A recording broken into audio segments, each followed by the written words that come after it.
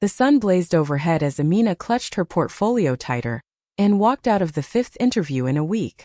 All positions are filled, the receptionist had said with a polite but hollow smile. Best of luck. It was always the same. No matter how qualified she was, the second they saw her scarf, her soft voice, or heard her name, the interest vanished. It was like every door in the city had been shut and bolted before she even knocked. She reached their tiny one-room flat just after noon. The fan creaked overhead, doing little to fight the heat. Her mother lay on the bed, thin and pale, her breath shallow. Back already? Her mother asked, struggling to sit up. Amina dropped her bag and forced a smile. Yeah, they're still reviewing candidates. Her mother gave her a long, tired look. You don't need to lie to protect me, Beatty. I'm not lying. Just...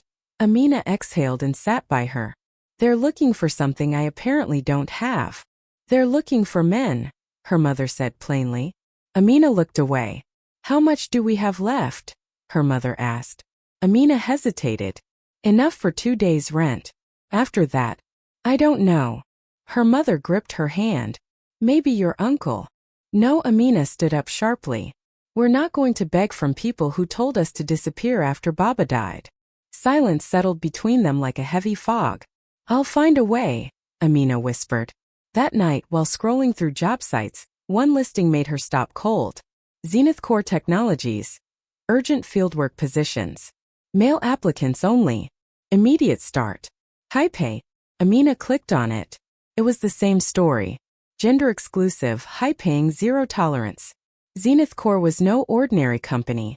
It was the most prestigious tech firm in the city, headed by the famously ruthless Zayed al-Rashid, a man who believed emotions and inefficiency had no place in business, especially not from women.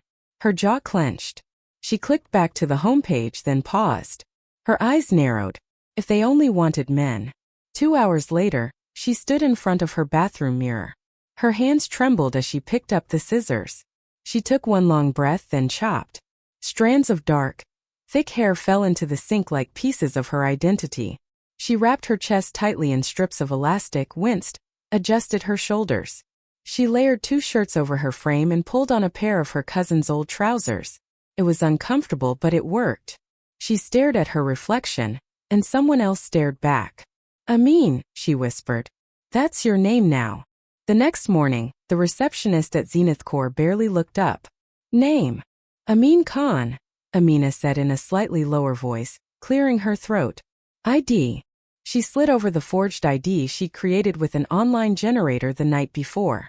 The receptionist gave it a quick glance and handed her a number tag. You're up next. If you mess up, you're out. CO's orders. Her throat went dry. The waiting room was filled with men, loud, confident, aggressive. A few glanced at her and sized her up.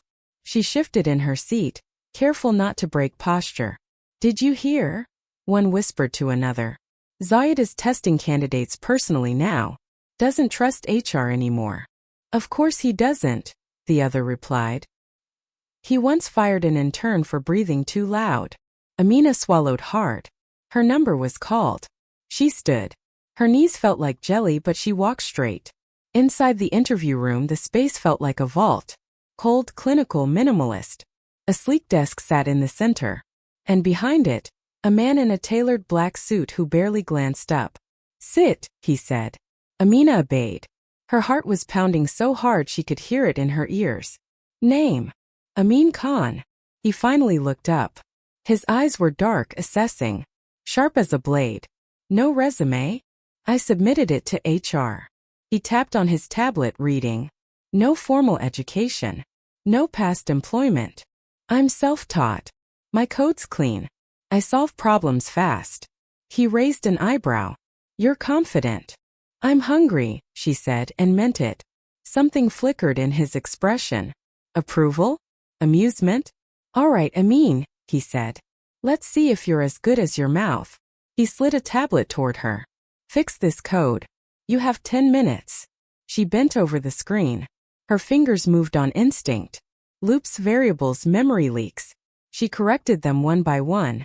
The program beeped green. Zayed leaned back. Impressive. She said nothing. Sweat clung to her back. You'll start tomorrow, he said. Trial period. You get one chance. Fail and you're out. Yes, sir. He looked up again. And one more thing, speak less. Work more. Amina gave a curt nod. As she walked out, the hallway felt brighter, the air lighter. She had done it. She stepped outside into the sunlight, pulled her cap low over her cropped hair, and whispered to herself, "Welcome to the world, Amin." Zayed al-Rashid didn't tolerate clutter. Not on his desk, not in his emails, and especially not in people. His office was as calculated as he was. Glass walls, sharp corners, neutral colors. Everything had its place. Just like in his life. 3 minutes late, he said without looking up as his assistant entered. I got caught. Excuses are for people who want to stay mediocre. You may go. The assistant flushed and retreated, leaving Zayed alone with his thoughts, and the half-dozen screens flashing updates from every department in the company. He preferred numbers. Numbers didn't lie. People did. Especially the ones who smiled too much. Meanwhile, in the bustling open-floor tech department downstairs, Amin was adjusting to a rhythm of silence and speed. Amina, now Amin, kept her head low, voice even lower, and focused on nothing but her work. You're the new guy. A technician grunted from across the desk. Amin nodded. Yeah. You fixed that corrupted back-end module yesterday? Yeah. The man gave a low whistle. Not bad. That thing's made grown men cry. Amin forced a small smile, then buried her head back into code. The less she talked, the safer she was. 3 days in, the whispers had begun. He doesn't talk much, huh? Keeps to himself. But sharp. Real sharp. CEO's watching him, I heard. And Zayed was watching. From the glass railings above, he often passed by without pausing. But his eyes, sharp, assessing, would briefly flick toward Amin's station. Quiet. Efficient. Consistent. Unlike the others who tried too hard, Amin didn't seek attention. He just delivered. Zayed liked that. Later that week, a new crisis hit. A glitch in the company's top AI client caused a cascade of errors in their live system. Panic spread across the floor like fire. We're losing data by the second. Where's DevOps? Someone get on the back-end patch now. Amin didn't wait for instructions. He moved through the maze of desks, sat at the admin terminal and started typing. A junior engineer barked. Hey, you can't touch that. I know what I'm doing, Amin replied without looking up. Fingers flew across the keyboard. He traced the bug, bypassed the corrupted node, and rerouted the data before the server crashed. Zayed arrived just as the system beeped, stable again. The room fell silent. All eyes turned to him. Zayed scanned the screen, then looked at Amin. You did this? Yes, sir. No stammering. No boasting. Just facts. Zayed nodded once. Follow me. In the elevator, silence stretched between them. Amin stood perfectly still, hands behind his back, heart pounding like a war drum. Zayed finally spoke. Most engineers here are noise. Your signal. Thank you, sir. I don't give compliments, Zayed said. So don't get used to it. Amin suppressed a twitch of a smile. The elevator doors opened to Zayed's private floor. From now on, you'll report directly to me, Zayed said. Project Echo is entering its final phase. I need someone I don't have to babysit. I'm honored, sir. You're on trial. Impress me again or disappear. By the end of the week, Amin had his own desk right outside Zayed's office. He rarely spoke unless spoken to. Zayed appreciated it. He hated unnecessary chatter. Amin was like a shadow, present, efficient, and always one step ahead. Cancel that 4 p.m. meeting. Reschedule with the investors in Dubai. Already done, sir. I moved it to 6 p.m. and sent confirmation. Zayed looked up briefly.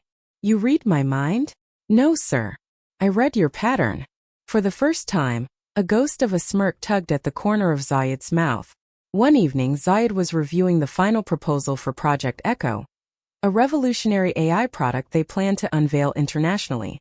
It's not ready, he said aloud. Amin, seated a few feet away, glanced up. What's missing? Zayed turned in his chair. Precision. Fluidity. Personality. Amin hesitated, then rose and approached the whiteboard. The AI's vocal patterns are too binary. If we feed it emotional tones based on contextual cues, We can simulate human nuance. Zayed raised an eyebrow. And you know how to build that?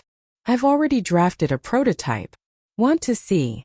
15 minutes later, Zayed was pacing slowly as Amin demonstrated a softer, more intuitive AI response system. This is good. Not perfect, Amin said. But it's a start. Zayed folded his arms. You're different, Khan. I hope that's not a bad thing. Zayed studied him. It's rare. A pause lingered. Then, there's a tech summit next week in Istanbul. I'm presenting Echo to global investors. I was going to take my lead engineer, but he talks too much. He turned to Amin. Pack your things. You're coming with me. Amin blinked. Me. You're the only one I trust not to embarrass the company. Amin nodded slowly. Understood. Zayed gave a curt nod. Good. We leave Monday. As Amin walked back to his desk, adrenaline surged through her like lightning. She kept her face neutral, but her thoughts raced. Traveling with Zayed? That meant close quarters. Long hours. High risk of exposure. But also, the opportunity of a lifetime. And a step closer to the truth she was running from. The Istanbul skyline shimmered under a rose-gold sunset as the company car pulled up to the luxury hotel. Amin stepped out behind Zayed, tugging at the collar of his blazer. The suit wasn't tailored. The weather was warmer than expected. And the pressure? Suffocating. Zayed handed his passport to the front desk without a word. His eyes barely blinked as staff rushed to accommodate him. 2 executive suites, Zayed said, glancing briefly at Amin. Across the hall. I don't room with anyone. Ever. Understood, sir, Amin said, voice steady. He didn't need to explain himself. He never did. But this closeness, same floor, same late nights, it was risky. Too risky. The first night was a blur of presentations, rehearsal meetings, and last-minute tweaks to Project Echo. Amin sat beside Zayed in the hotel's private conference room, both staring at the glowing screen. You changed the intro line? Zayed asked. Yes. The original sounded too mechanical. I programmed a softer variant. More human. Zayed nodded. That was smart. They sat in silence for a moment. A waiter brought coffee. Zayed took his black, no sugar. Amin reached for his, then hesitated. He liked sweet coffee. But Amin didn't. He forced a sip. Bitter. Perfectly bitter. Zayed noticed. You don't like black coffee? Amin paused. It keeps me alert. Zayed said, studying him.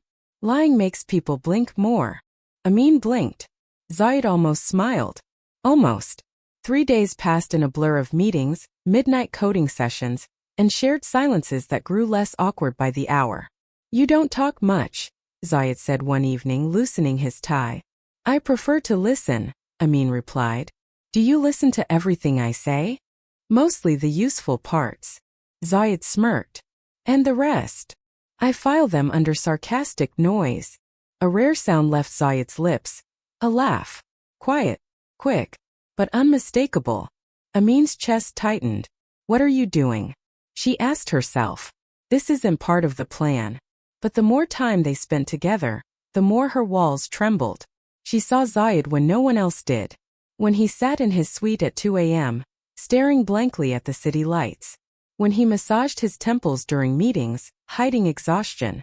When he reached for his phone. And then put it away. No one to call. He was sharp, yes. Cold, maybe. But also lonely. One evening, after a long strategy session, they rode the elevator up in silence. Zayed leaned against the mirrored wall, eyes closed. You did well today, he said without opening them. Thank you. You remind me of someone. Amin turned. Who? A person I lost a long time ago. Someone I could trust. Amin swallowed. I'm just trying to do my job, sir. I know. That's what makes it harder. Zayed's eyes opened, lingering on her face for a second too long. Amin turned away quickly. Later, alone in her suite, Amina stared at herself in the bathroom mirror. Chest bound. Hair cropped. Voice always careful.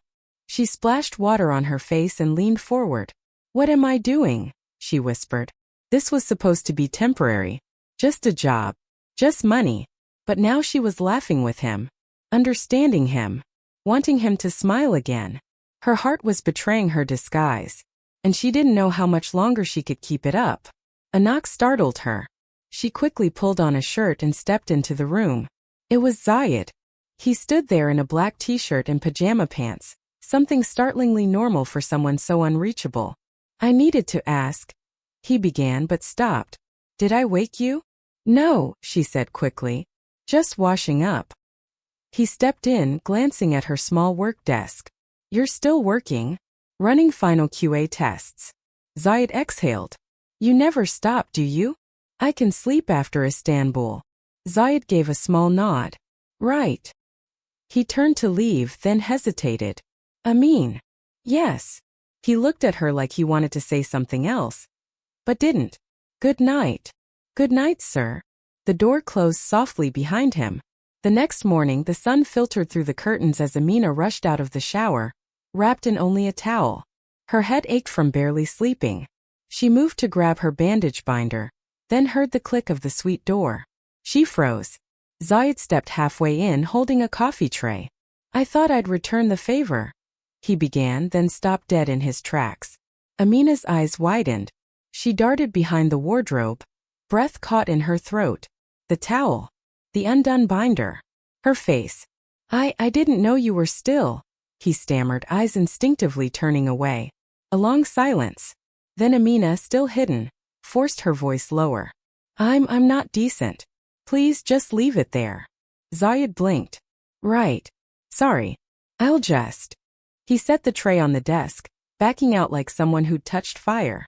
The door clicked shut behind him. Amina's hands trembled as she clutched her towel tighter. That was close. Too close. He didn't see her clearly, but 1 second later and her secret would have been over. The Tech Summit hall still buzzed with applause even after the screens went dark. Project Echo's launch had been a massive success, sleek, revolutionary, and met with standing ovations. Investors were already queuing to speak with Zayed, but his eyes scanned only one face across the room. Amin stood by the demo table, surrounded by tech reporters and curious CEOs, answering questions with his usual calm precision. Zayed's lips curved ever so slightly. "He's good," one investor said beside him. "He's exceptional," Zayed replied almost proudly. Later that evening, the suites were quiet again. The after-party invitations had all been turned down. Zayed never celebrated publicly, and Amin didn't belong to that world. Amin stood on the balcony outside his room, sipping bitter coffee, the city lights twinkling below like 1,000 burning secrets. Behind him, the glass door slid open. Zayed stepped out, jacket off, sleeves rolled up, holding 2 drinks. "You drink?" he asked, offering one. Amin hesitated. "On rare occasions. Tonight counts as rare." Amin accepted the glass and took a cautious sip. Burnt caramel and warmth slid down his throat. They stood in silence, the cool night breeze dancing around them. "You did well today," Zayed said softly. Amin gave a small nod. "So did you." Zayed chuckled. "It's strange. I've given dozens of keynote speeches, led million-dollar launches. But tonight, I didn't feel alone." Amin turned toward him, surprised. Zayed stared into the city. "When I started this company, I promised myself I wouldn't rely on anyone. People disappoint. Emotions distract. Trust is weakness. But you trusted me." Zayed looked at him then. His eyes, usually cold and calculating, were softer. Vulnerable. "I didn't mean to," he admitted. The air shifted. Amin felt it. The words. The gaze. The moment. It hovered dangerously between clarity and confusion. "I've worked with hundreds of people," Zayed continued, his voice low. "None of them got under my skin." Amin's heart thudded painfully in her chest. "You're different, Khan. I don't know why, but when you're around things feel less heavy." Amin's voice wavered. "Sir, no titles right now," he said. "Just talk to me." Amin set his glass down slowly. "You shouldn't feel this way about me." Zayed stepped closer. "I don't care how I'm supposed to feel." "Zayed," she whispered, panic rising. "I look at you," he said, "and I feel peace.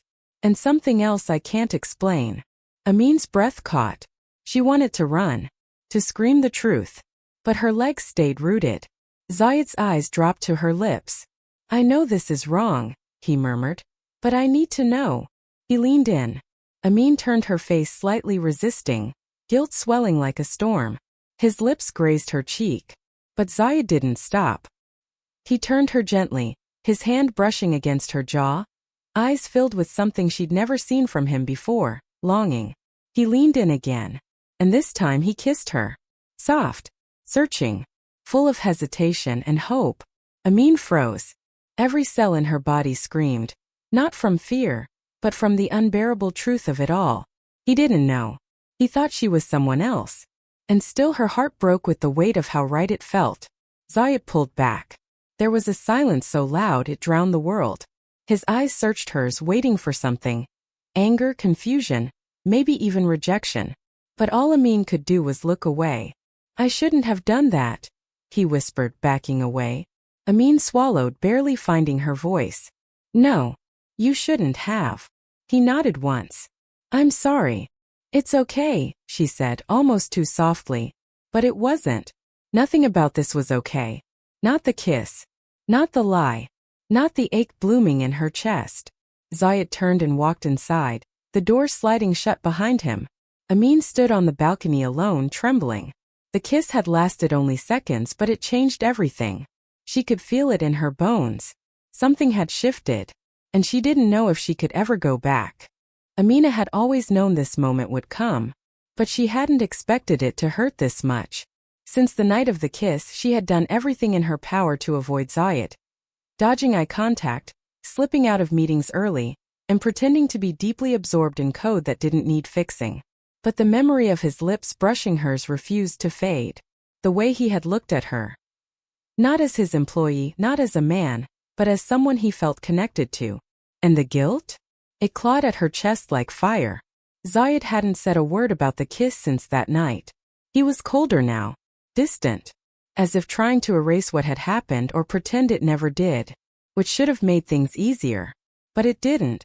Hey, new guy! A voice sneered from across the break room, yanking her out of thought. Amina looked up. It was Farid, a senior developer with an ego as wide as the office. He leaned against the doorframe, arms crossed, his eyes narrowing at her. You think you're slick, huh?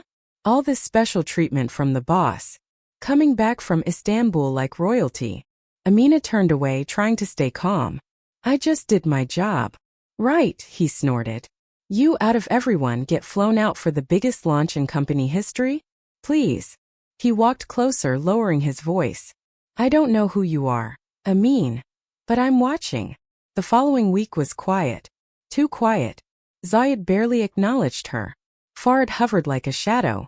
And Amina moved like a ghost, showing up, working late, then disappearing the moment her shift ended. Every moment felt like walking on a tightrope. One evening, she stayed back to finish up a bug report. The office was nearly empty when she slipped her laptop into her bag and headed out. What she didn't notice was the man sitting in the shadows of the glass lounge, watching her every move.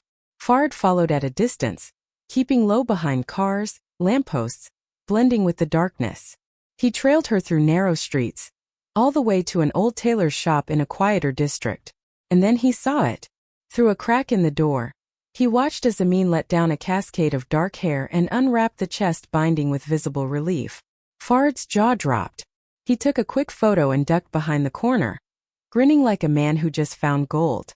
The next morning at the office, the mood was oddly charged. There were whispers, eyes darting. Farid was unusually cheerful, smirking as he walked through the open floor. At 11 a.m., a mandatory team meeting was called. CEO's orders, the memo said. Amina's stomach twisted. She stepped into the large conference hall with everyone else, tension crawling up her spine. Zayed was already at the front, impossibly composed in a dark tailored suit. He didn't look at her once. She took a seat in the back. Farid, meanwhile, stood near the side table, practically vibrating with anticipation. When the room quieted, Zayed cleared his throat. I've called this meeting to address a matter of professional conduct and company trust, he began. But before he could continue, Farid stepped forward. Sir, if I may? Zayed raised an eyebrow. This isn't the time, Farid. Oh, I think it is, Farid said louder now. We've all been working hard, following rules, earning our positions.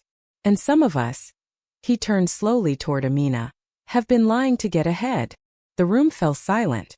Zayed's gaze finally shifted to Farid. What are you talking about? Farid smirked and pulled out his phone. I think it's time everyone sees who our little golden boy really is. He tapped the screen and a photo lit up the conference room projector. There she was, Amina, in a long skirt, hair down, binder in hand. Caught mid-change. Gasps echoed across the room. Amina felt the blood drain from her face. Someone whispered, "That's not a guy." Oh my God. She's been pretending? The room buzzed like a hornet's nest. Zayed didn't speak. He didn't blink. He just stared. Farid was triumphant. Her name is Amina, not Amin. She lied to get the job, broke company policy and deceived everyone. Including you, sir. Zayed's jaw tensed but his voice stayed calm. Turn off the screen. Farid hesitated. But, I said, turn it off. The image disappeared. Amina stood slowly. Her voice trembled but she forced it out. It's true. Everyone turned to her. My name is Amina. I disguised myself because no one would give me a chance as a woman. I was rejected everywhere I went, no matter how qualified I was. She looked around the room, then directly at Zayed. I didn't come here to deceive. I came here to survive. A long, brutal silence. Zayed's face was unreadable. Cold. Still. Not a flicker of emotion. Amina felt her throat tighten. I'll go, she whispered. She turned and walked toward the door. No one stopped her. No one spoke. Except, just before she exited, she heard Zayed speak. But not to her. Meeting's over, he said sharply. Everyone out. The room emptied in a hurry. But Amina didn't turn around. She didn't want to see what his eyes might say. Because deep down she feared they said nothing at all. The office was buzzing with scandal before Amina even made it home. By evening, the story had already leaked online. Tech giant CEO tricked by disguised woman employee. She pretended to be a man to get hired, and got close to the boss. The headlines were brutal. Clips from the conference room were circulating. Screenshots of Amina's face mid-confession. Even blurry videos from coworkers who'd secretly recorded the chaos. The comments were worse. She scammed her way in. So desperate for attention. Bet she seduced him to keep the job. Amina sat in her dark apartment, phone in hand, numb to the glow of the screen. Her mother watched from the corner, eyes full of worry. Turn it off, Beatty. Don't let their poison in. Amina didn't respond. Because part of her wondered if it was all her fault. The next morning, a formal email arrived from HR. Your services are no longer required at Zenith Core. Please vacate company property immediately. No explanation. No hearing. No defense. Just an end. Meanwhile at Zenith Core the office atmosphere was split down the middle. Some employees patted Farid on the back. You exposed a fraud. You saved the company from embarrassment. But others weren't so sure. She didn't steal anything. She was the best on the team. Did she really deserve this? Farid shrugged it all off. Rules are rules, he said smugly. Don't hate the player. Zayed, however, said nothing. He hadn't spoken a word since dismissing the meeting. His office door stayed shut. His calendar cleared. He sat alone in his chair, watching a paused video clip of Amina in the Project Echo pitch. There she was, confident, brilliant, focused. And he felt it again. That knot in his chest. The way she had challenged him. Matched him. Moved him. And lied to him. He slammed his laptop shut. By sunset, Amina returned to the office one last time. She wore no disguise this time, just herself. A simple blouse, jeans, and quiet dignity. Security escorted her to her desk. She packed slowly, ignoring the eyes that followed her. No one dared speak. Only one person approached. It was Mina, a junior programmer. I'm sorry, she whispered. For what they did. You inspired me. Amina smiled faintly. Thank you. She took one last look at her desk, then reached into the drawer and placed a sealed envelope on top. To Zayed al-Rashid. From Amina Khan. Then she walked away. Head high, shoulders straight. She didn't look back. Later that night, Zayed returned to the floor alone. His eyes fell on the envelope. He stared at it for a long moment before picking it up and opening it. Inside, a handwritten letter. Dear Zayed, I don't expect forgiveness. And I don't deserve sympathy. But I want you to know I never lied to hurt anyone. I only wanted a chance to prove I was more than what the world saw. You gave me that. Without knowing it, you gave me the space to be myself, even if I had to hide to do it. Every task, every word, every moment with you, it was real. Even if how it began was not. Thank you for seeing me. Even when you didn't know who I truly was. Amina. Zayed held the letter tightly, jaw clenched. He didn't know if he felt betrayed or heartbroken. But he knew one thing. She was gone. And the office, his world, felt different without her in it. The office was quieter now. Colder. Zayed sat alone in his corner suite, staring at the empty chair outside his glass door. The one Amin used to sit in, headphones on, eyes sharp, fingers dancing across the keyboard like a symphony in motion. He hadn't realized how much he looked forward to hearing that calm voice say, "Already done, sir." Now all that remained was silence. And a letter. He pulled it out again, smoothing the crease with his thumb. You gave me the space to be myself. Even if I had to hide to do it. The words echoed louder than any apology. He sat back, eyes closing as memory pulled him under. The quiet nights in Istanbul, their shared jokes, her soft corrections during coding sessions, the way she always anticipated his needs before he even voiced them. And the kiss. He hadn't forgotten the hesitation.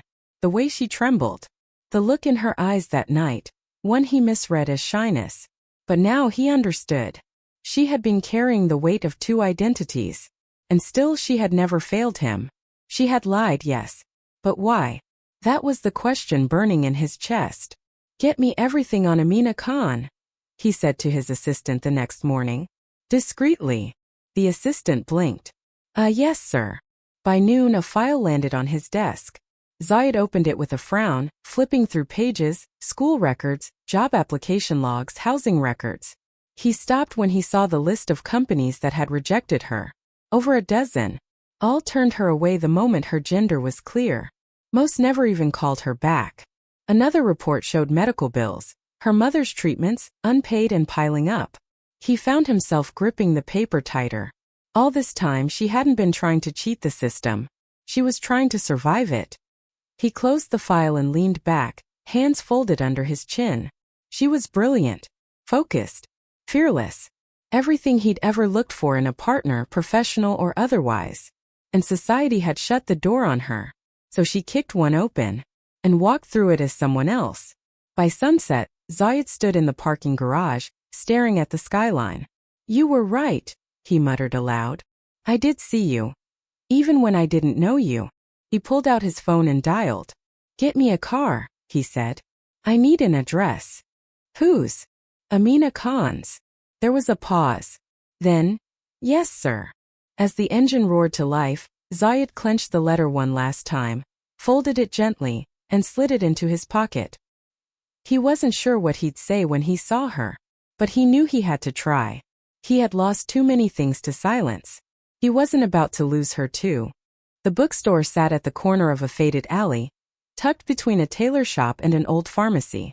Modest, quiet, forgotten by the city. Zayed stood outside, his tailored suit feeling oddly out of place here. He watched through the dusty glass as Amina stacked books on a wooden shelf, her hair pulled back, sleeves rolled up, face tired but serene. No disguise now, just her. The doorbell jingled as he stepped inside. She didn't look up. We don't sell tech magazines. He smirked despite himself. I'm not looking for one. Her body stiffened at the sound of his voice. Slowly she turned. For a long moment they just stared. You found me, she said, almost flatly. I had to. Why? Because walking away from you was the first thing I've regretted in a very long time. She scoffed softly and turned back to the shelf. Don't say things you don't mean, Zayed. That's not your style. I mean every word. She kept shelving. He stepped closer. I read your file. The rejections. Your mother's condition. Everything. Her hand froze on a book spine. I'm not here to shame you, he added quietly. I came to apologize. For what? Firing me? Ignoring me? Letting the whole world tear me apart while you stayed silent. Zayed exhaled. For all of it. Amina turned to face him. You looked me in the eye and said nothing. That silence hurt more than any headline. His jaw tightened. I was angry. Not at what you did, but at myself for not seeing it sooner. She crossed her arms. And now you're here for what? Closure. No, he said, voice firm. Redemption. Over the next few days, Zayed returned. Always in the late afternoon. Always quiet. Never pushing. Sometimes he brought coffee. Once he brought a box of books to donate. He asked nothing of her. Only sat at a corner table and read. Occasionally they'd exchange a few words. Customers are surprised you don't own a bookstore already. I don't have patience for slow profits. I thought you didn't have patience for people either. I'm learning. She never smiled at him. But she no longer told him to leave. That in itself was progress. On the 5th day, he entered just before closing time, holding a small leather journal. He walked to the counter and placed it gently in front of her. What's this? She asked. A record, he said softly. Every memory. From your first day at Zenithcore, to the last night in Istanbul. She frowned. Why would you? I needed to remember what was real, and what I let go of too easily. Her fingers hovered over the journal's edge. He reached into his coat pocket and pulled out a sealed envelope. Don't open this yet, he said. Not unless you're ready to hear what I've been holding back. She stared at the envelope. Good night, Amina, he whispered. And then, without waiting for her reply, he left. The bell above the door jingled once. Then silence. The invitation came in a cream envelope with gold trim. You are cordially invited to the National Innovation and Tech Awards Gala. Guest of honor, Ms. Amina Khan. Amina stared at it in disbelief. What kind of joke is this? She whispered, turning the envelope over as if expecting a punchline. But it was real, and signed by Zayed al-Rashid. 1 week later, the ballroom at the Elara Hotel glittered with chandeliers, velvet drapes, and the glint of diamonds on designer gowns. Amina stood near the entrance in a simple navy dress, feeling like a misplaced page in a glossy magazine. Should I even be here? She muttered. A woman with a clipboard walked up. Ms. Amina Khan, right this way. You're being seated at the head table. Amina blinked. Head table? The woman smiled. Mr. al-Rashid insisted. The room hushed as Zayed took the stage. Dressed in a midnight black tuxedo, he stood behind the podium with that same quiet authority that once made boardrooms hold their breath. But tonight, his voice held something gentler. Ladies and gentlemen, he began. When Project Echo launched, it stunned the world. Not just because of what it could do, but because of what it stood for. Intelligence, compassion, and transformation. He paused, scanning the crowd. Amina looked away. What most of you don't know, Zayed continued, is that the mind behind Echo's breakthrough wasn't me, but someone far more extraordinary. A ripple moved through the room. She worked in the shadows. She disguised herself just to be heard. She fought against bias, rejection, and ridicule, and still delivered the greatest innovation our company has ever seen. He turned. His eyes found her. Amina Khan, he said, voice clear. Please stand. A collective gasp rose as murmurs filled the air. Amina slowly rose to her feet, shaking. Zayed smiled. She didn't just earn a place at the table. She built the table herself. The crowd erupted into applause. Amina stood frozen, tears threatening to spill. And tonight, Zayed continued, I'm not asking her to come back as an employee. The screens behind him lit up with a logo. The Amina Khan Foundation, for Women in STEM. I'm asking her to join me as co-founder of this foundation. Together, we'll ensure no brilliant woman is ever silenced again. The room exploded in a standing ovation. Amina covered her mouth, overcome. But Zayed wasn't finished. He stepped down from the podium and walked across the stage toward her. She watched him in disbelief, her eyes glistening. He stopped in front of her and dropped to one knee, The crowd fell into stunned silence. Zayed reached into his jacket and pulled out a velvet box. I don't want you hidden, or silenced, or afraid. He opened the box. I want you to stand beside me, in the boardroom, in life, as my equal, as my partner, as the woman I fell for without even realizing it. Amina's breath hitched. She stared at the man who had once doubted her, then punished her. Now, he was asking for her hand, in front of the world. She didn't speak. She couldn't. A single tear fell down her cheek. The ballroom stood breathless. Zayed remained on one knee, velvet ring box open, his eyes fixed on her.